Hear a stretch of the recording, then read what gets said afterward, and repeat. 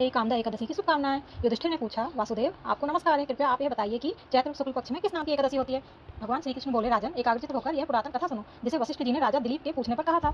वशिष्ठ जी बोले, राजन चैत्र शुक्ल पक्ष में कामदा नाम की एकादशी होती है। वह परम पुण्यमय है, पाप रूपी ईंधन के लिए तो वह दवानल ही है। प्राचीन काल की बात है, नागपुर नाम का एक सुंदर नगर था, जहाँ सोने के महल बने हुए थे। उस नगर में पुंडरीक आदि महाभयंकर नाग निवास करते थे। पुंडरीक नाम का नाग उन दिनों वहाँ राज करता था। गंधर्व, किन्नर और अप्सराएं भी उसी नगर का सेवन करती थी। वहाँ एक श्रेष्ठ अप्सरा थी जिसका नाम ललिता था। उसके साथ ललित नाम वाला गंधर्व भी था। वे दोनों पति पत्नी के रूप में रहते थे। दोनों ही परस्पर काम से पीड़ित रहा करते थे। ललिता के हृदय में सदा पति की ही मूर्ति बसी रहती थी और ललित के हृदय में सुंदरी ललिता का नित्य निवास था। एक दिन की बात है, नागराज पुंडरीक राजसभा में बैठकर मनोरंजन कर रहा था। उस समय ललित का गान हो रहा था, किंतु उसके साथ उसकी प्यारी ललिता नहीं थी।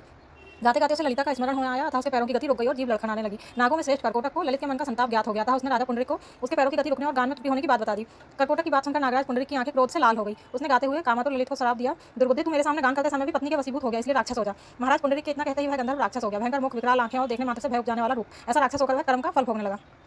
ललिता अपने पति की विकराल आकृति देख मन ही मन बहुत चिंतित हुई। भारी दुख से वह कष्ट पाने लगी। सोचने लगी, क्या करूं, कहां जाऊं, मेरे पति पाप से कष्ट पा रहे हैं। वह रोती हुई घने जंगलों में पति के पीछे पीछे घूमने लगी। वन में उसे एक सुंदर आश्रम दिखाई दिया, जहां एक मुनि शांत बैठे हुए थे। किसी भी प्राणी के साथ उनका वैर विरोध नहीं था। ललिता शीघ्रता से वहां गई और मुनि को प्रणाम करके उनके सामने खड़ी हुई। मुनि बड़े दयालु थे। उस दुखिनी को देखकर वे इस प्रकार बोले, सुबह तुम कौन हो, कहां से आई हो, मेरे सामने सच सच बताओ।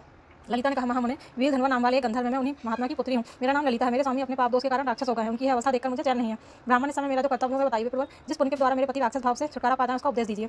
ऋषि बोले, भद्रे, इस समय चैत्र मास के शुक्ल पक्षी कामदा नामक एकादशी तिथि है, जो सब पापों को हरने वाली और उत्तम है। तुम उसी का विधिपूर्वक व्रत करो और इस व्रत का जो पुण्य है उसे अपने स्वामी को दे डालो। पुण्य देने पर क्षण भर में ही उसके साप का दोष दूर हो जाएगा। राजन, मुनि यह वचन सुनकर ललिता को बड़ा हर्ष हुआ। उसने एकादशी को उपवास करके द्वादशी के दिन उन ब्रह्म ऋषि के समीप भगवान वासुदेव के श्री विवेक के समक्ष अपने पति के उद्धार के लिए यह वचन कहा, मैंने जो कामदा एकादशी का उपवास व्रत किया है, उसके पुण्य के प्रभाव से मेरे पति का राक्षस भाव दूर हो जाए। वशिष्ठ जी कहते हैं, ललिता कितने कहते हैं उसी क्षण ललिता का पाप दूर हो गया। ललित का पाप दूर हो गया। उसने दिव्य देह धारण कर लिया, राक्षस भाव चला गया और पुनः गंधर्वत्व की प्राप्ति हुई। श्रेष्ठ वे दोनों पति पत्नी कामदा के प्रभाव से पहले की अपेक्षा भी अधिक सुंदर उदाहरण करके विमान पर आना हो अत्यंत शोभा पाने लगे। जानकारी से एकादशी के व्रत का पूर्वक पालन करना चाहिए।